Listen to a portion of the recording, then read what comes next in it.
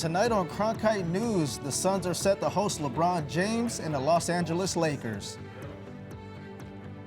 Plus, ASU basketball traveled to Duke for an exhibition game. See what this game meant for the Sun Devils and coach Bobby Hurley. And President Biden visits the Gila River Indian community and issues an historic apology. All this and more on Cronkite News. Good evening and welcome to Cronkite News. I'm DeAndre Sanders. And I'm Kendall Flynn. Thank you for joining us. The Phoenix Suns are set to play the Los Angeles Lakers tonight for the second time in 4 days, this time at home.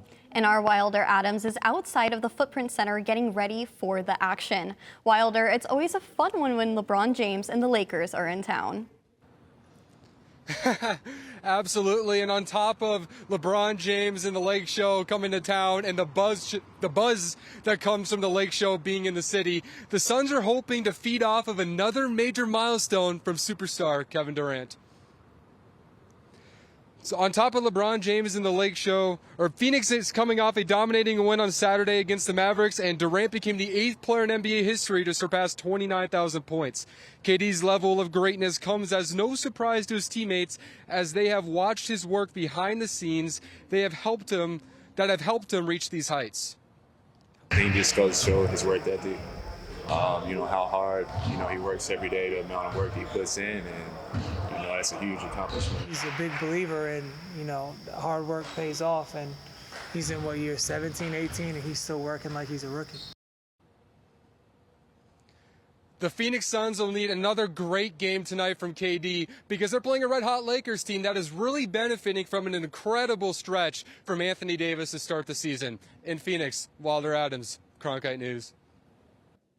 And over to the NFL, the Cardinals were able to pick up a huge win over the Dolphins yesterday in Miami, thanks to another game-winning field goal by Chad Ryland, this time connecting from 34 yards out as time expired. Trey McBride and Marvin Harrison both had massive games to help the Cards' cause. The Redbirds have now won back-to-back games for the first time in nearly 3 seasons. Offensive lineman Yelda Froholt spoke on the team's late comeback. Would love for him not to be that close again, but I know Chad's been coming in and killing it, so it's good to rely on him in the end. But I'm happy with the offense having the ball in the end and being able to drive down, and sealing the deal. So that was cool. With the Cardinals win and the Seahawks loss, the Cardinals moved into the top spot in the NFC West. Despite 3 teams having a 4-4 record, the Cardinals currently own the tiebreaker with their 2-0 divisional record. College basketball season is just around the corner, and the Sun Devils basketball team traveled to Duke this past weekend to take on the Blue Devils in an exhibition game. That's right. Former Duke All-American and current ASU head coach Bobby Hurley received a warm welcome from his alma mater prior to the game. Coach Hurley won a pair of national titles during his time at Duke. He was honored pregame by his former coach Mike Krzyzewski and some former teammates who were also in attendance. The Blue Devils dominated the game, but Hurley spoke about what it meant for him to be back at his old stomping grounds. I didn't need closure. I think the way I left it was pretty good, but it's just like another taste, another way to kind of say goodbye, and I think it's a great thing. It's a worthy cause. It's great for the Duke Children's Hospital, and I think it's great for our team to get a chance to see a team like Duke, and they were very impressive in their exhibition. Last week, GCU hosted an Arizona Fall League game between the Mesa Solar Sox and Peoria Javelinas. For some players, the game provided an opportunity for prospects to relive their college experiences. Our Ryan Postesnik was at the game to take in the action. Arizona Fall League was under the lights on Friday night, providing prospects across Major League Baseball a chance to showcase their talents at GCU's Brazel Field. It means a lot. It's my second time playing in this league, so I think the first time I was here we played at ASU, so it's just like cool getting connected with the colleges. I played at ASU before, I played here at GCU, have good memories here. Throughout the Arizona Fall League, teams typically play at 6 out of the 10 ballparks that host spring training games in the Cactus League. While this wasn't their typical venue, it provided an opportunity for prospects to relive their college experience as they focus on their development. It's been awesome. When I heard we were coming here, I was excited. It feels like I'm back in college again. It's fun to get out of the ordinary, what we've been doing every day, and play in a different environment like this. Awesome stadium, good crowd tonight. The Arizona Fall League is a perfect opportunity for prospects across Major League Baseball to go and sharpen their skills. But it is also a great opportunity for them to go and form relationships with other players, who someday all have the hopes and dreams of making it to the majors. It's really cool. You make friends on other teams, you play them throughout the season. It's just like, okay, go shake the hand for a game. Like if you're in the same town, grab breakfast or something. It's a lot of fun just knowing you have a connection on the other team. The connections we're making right now is, we're looking forward to keeping those as we grow and develop each year and hopefully make it to the big leagues together, and we can all have good friendships there as well. As these prospects continue their journey throughout the Fall League, every swing of the bat, every catch, and every throw will count toward making their Major League dreams come true. In Phoenix, Ryan Pasesnik, Cronkite News. Thanks, Ryan. The AFL regular season will conclude on November 14th, and the semifinals will be taking place the following day. The championship game will be held on November 16th at Salt River Fields. And coming up next, the Arizona Fall League plays host to many of baseball's top prospects. We share the story of how the Fall League has become a family affair for two brothers, and how the two brothers in different organizations shared the diamond on the same team. Plus, cooler temperatures are finally on the way just in time for Halloween. Your full forecast is next.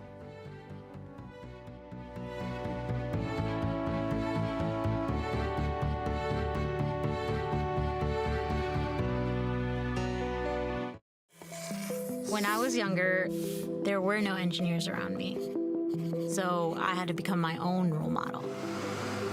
At ASU, I wasn't just learning to be an engineer, I was actually engineering. And graduating, I already had real-world jobs lined up. Before ASU, my goal was to be a strong, confident woman. And when I left, I became a strong, confident engineer. People have always had trouble trying to put me into a box. A professor, suit and tie is just not me. Without the ocean, I don't know what I would do. The ocean's always been there for me. As Hawaiian people, we believe that the coral is the first living being to come out of the darkness.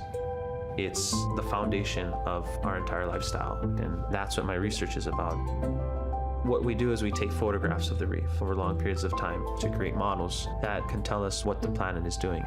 If we go deaf to what the Earth is telling us, then we'll never be able to live in harmony. If I can get my students excited about protecting the ocean, then they're the ones who are gonna really make the difference.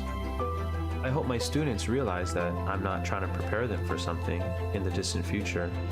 Their time is now at Arizona State University.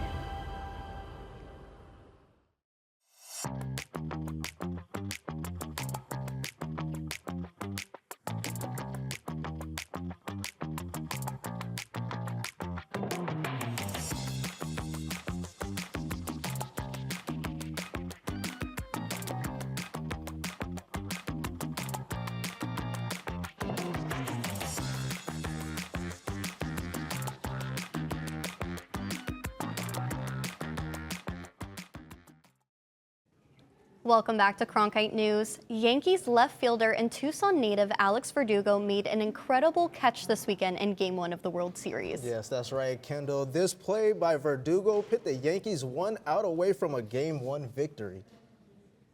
With 1 out in the 10th inning, Verdugo flipped into the stands to record the second out of the inning. Unfortunately for the Yankees, this incredible play was not enough, as Dodgers first baseman Freddie Freeman launched a walk-off grand slam just 2 batters later.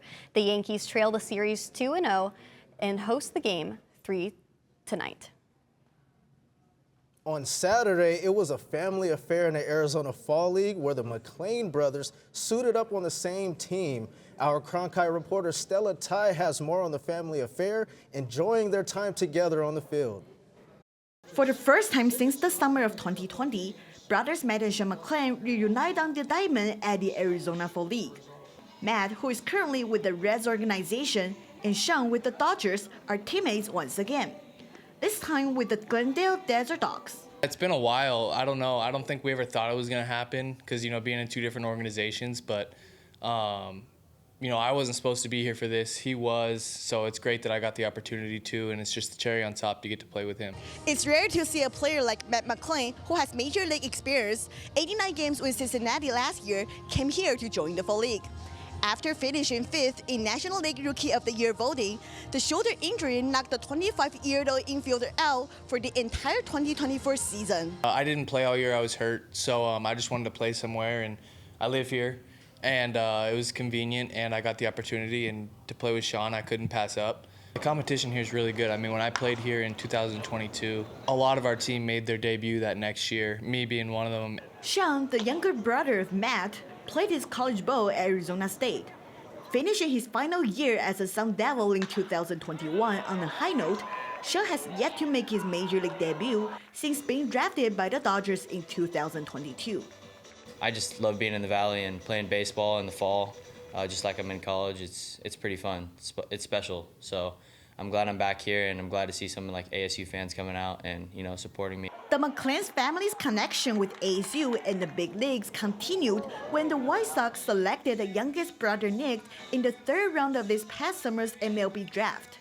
I think playing against Nick or with him, since we have the White Sox here too, would have been really fun. We might not get that opportunity again, so me and Matthew are just trying to cherish this one, and hopefully we can play against each other in the big leagues. The Arizona Fall League will wrap up in mid-November. In the meantime, the McClains are going to enjoy their time together and hope one day to reunite in the Major League. In Glendale, Stella Tai, Cronkite News. Fans, get your clubs and golf shoes ready. It is almost that time of year again. The WM Phoenix Open is on its way back to TPC Scottsdale in less than 100 days. However, great golf is not the only thing the People's Open is bringing back to the Valley.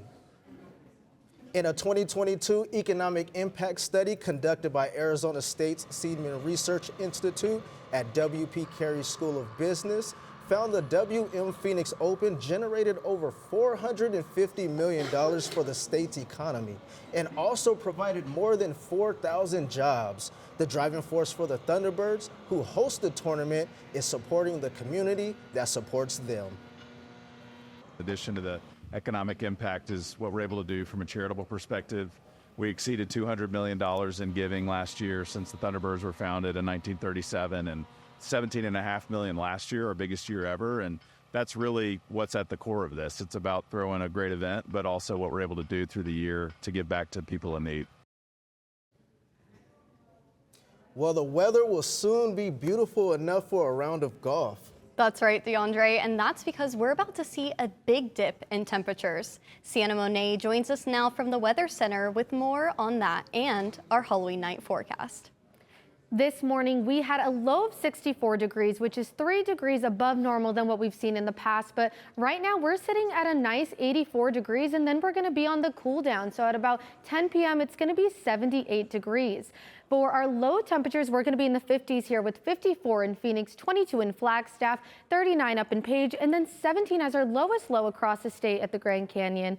And for high temperatures, we're going to be in the 70s, 74 here in Phoenix, 74 down in Tucson, and then 46 up in Flagstaff. So it's going to be right about that time where you can start opening up those windows and doors and letting that cool air in. For our futurecast, we are going to be seeing some light rain and also possibility of light snow up in the Grand Canyon and Page area because of that cold front that's moving on through the southwestern part of the state.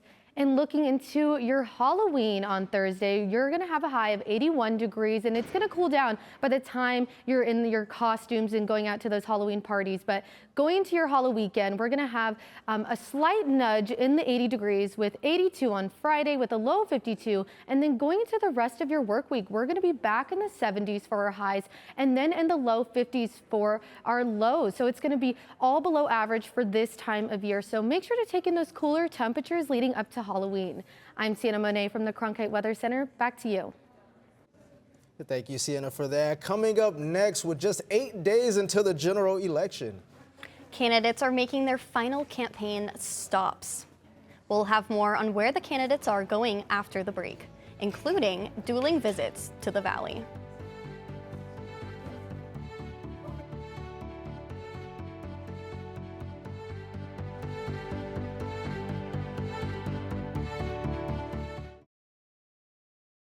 There were no engineers around me, so I had to become my own role model. At ASU, I wasn't just learning to be an engineer, I was actually engineering. And graduating, I already had real-world jobs lined up. Before ASU, my goal was to be a strong, confident woman. And when I left, I became a strong, confident engineer. People have always had trouble trying to put me into a box. A professor, suit and tie is just not me. Without the ocean, I don't know what I would do. You know, the ocean's always been there for me. As Hawaiian people, we believe that the coral is the first living being to come out of the darkness. It's the foundation of our entire lifestyle, and that's what my research is about. What we do is we take photographs of the reef over long periods of time to create models that can tell us what the planet is doing. If we go deaf to what the Earth is telling us, then we'll never be able to live in harmony. If I can get my students excited about protecting the ocean, then they're the ones who are gonna really make the difference. I hope my students realize that I'm not trying to prepare them for something in the distant future. Their time is now at Arizona State University.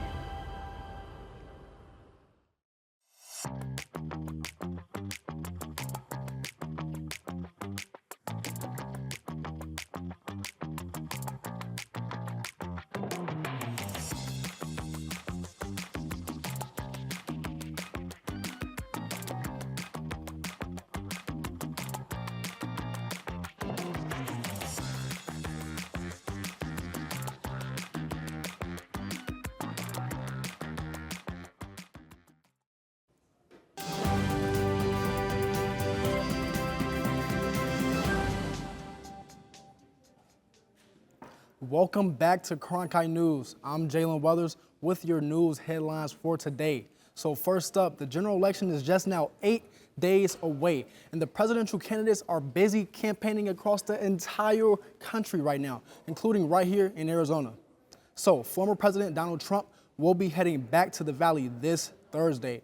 Trump will be a special guest during Tucker Carlson's live tour event, which will be hosted at Desert Diamond Arena in Glendale. Trump is currently in Georgia, where he will participate in a Q&A at the inaugural National Faith Summit and will later hold a rally in Atlanta. So his running mate J.D. Vance is set also to speak in Wausau, Wisconsin as well. Now, Vice President Kamala Harris will be delivering remarks to the American people from the Lips in D.C. tomorrow and before a stop here in the Valley. So Harris and her running mate, Governor Tim Walz, are set to visit Phoenix on Thursday. They will be holding an event When We Vote, We Win campaign event. This event is part of a series of different concerts and rallies which aims to engage young voters. The music group Los Tigres del Norte will be performing at the Arizona event, but the location for the rally has not been announced just yet. And Tim Walz visited the Navajo Nation's capital last Saturday. He aimed to connect with Navajo voters. President Joe Biden cast his early ballot today in Delaware. Just last week, he visited the Gila River Indian community to make a historic apology to indigenous nations. As Cronkite News reporter Sam Dayton tells us, the move is seen as a step towards healing the wounds of the past. Yeah, thanks, Jalen. The apology is for over 150 years of mistreatment and abuse in the federal boarding school program, and comes after extensive investigation by the Department of Interior, which looked at the long-term impacts of Indian boarding schools. I formally apologize as President of the United States of America for what we did. I formally apologize. Biden spoke forcefully to hundreds of people, many from indigenous communities across the Southwest. President Biden moved many to tears as he talked about the trauma and shame passed down for generations caused by federal boarding schools. The schools forced children from their native homes, cultures, and traditions, often punishing them for speaking their native language. Many suffered physical and mental abuse at the schools. Children would arrive at schools, their clothes taken off, their hair that they were told was sacred was chopped off, their names literally erased, replaced by a number or an English name. For some, the acknowledgement was healing. We can't heal if it's not recognized. We can't heal if it's, if it's swept under the rug. And the fact that he came out to apologize for what had happened was, as was stated earlier, it was long overdue, but it certainly does start the healing. For others, it's not just about words, but a call for action and restoration. It's one thing to come over, I could slap you and come over and say I'm sorry, but the other thing behind it is what am I going to do to truly make that amends? What action am I going to put behind it to do that? Boo Nygren, president of Navajo Nation, expressed hope that this apology will lead to positive change and rebuild trust between the government and indigenous communities. We got the apology. Now he can put some resources behind some of the recommendations that Secretary Holland provided. So it was a great day for Indian country today. Yeah, Arizona was home to 59 boarding schools. Now, the hope is there will be programs to minimize the number of Native children entering the foster care system. And funding and healing trauma treatment programs are rooted in Native culture throughout the tribal region. In the newsroom, Sam Dayton, Cronkite News. Now in other news, Rocky Point in Mexico is a popular destination for those of us here in the Valley, and soon the Arizona Department of Transportation will provide information on the road from the Arizona border to the seaside town. ADOT says it will begin updating travel conditions on the Mexican Federal Highway 8, which is the road from Lukeville to Rocky Point in Mexico on the holiday weekends. The updates will be available online or by calling AZ 511 from any phone, and will begin over Thanksgiving weekend.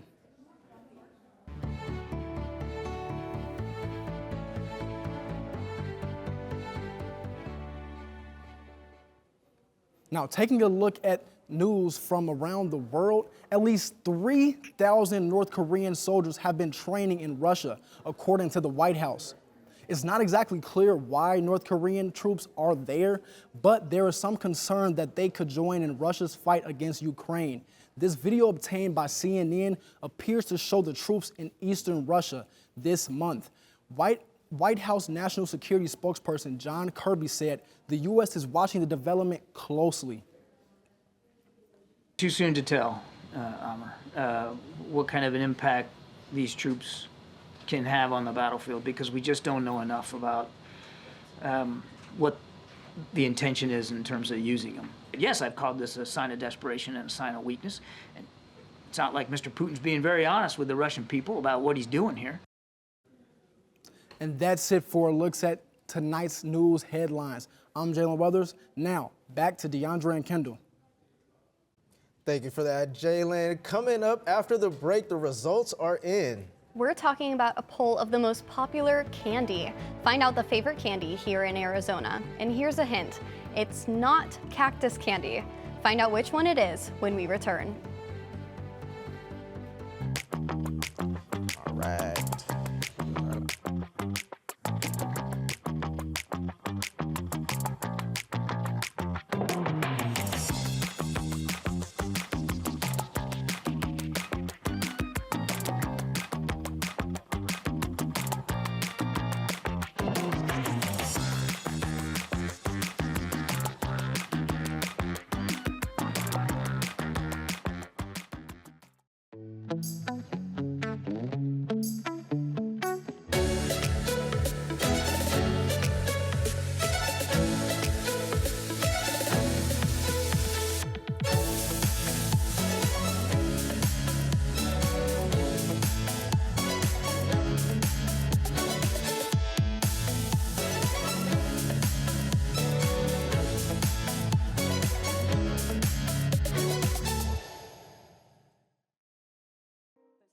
And engineers that support the next mission to Mars could be in this class.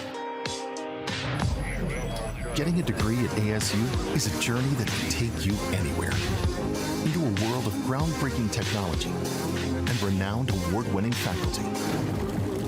Professors who help you to impact the world. Whether you're on campus or at home, becoming your best starts with learning from the best.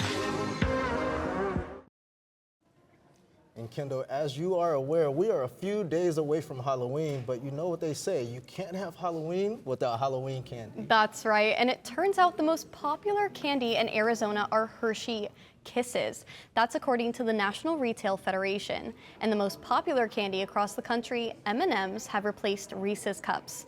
By the way, spending on Halloween candy is expected to hit $3.5 billion this year. I know I'm excited to have some Milk Duds this Halloween. How about you, DeAndre? Yeah, I can't wait to get my hands on the Reese peanut butter cups. That's right. And that is it for tonight's edition of Cronkite News. I'm DeAndre Sanders. And I'm Kendall Flynn. Thank you for joining us. And to see top Arizona stories anytime, log on to cronkitenews.azpbs.org.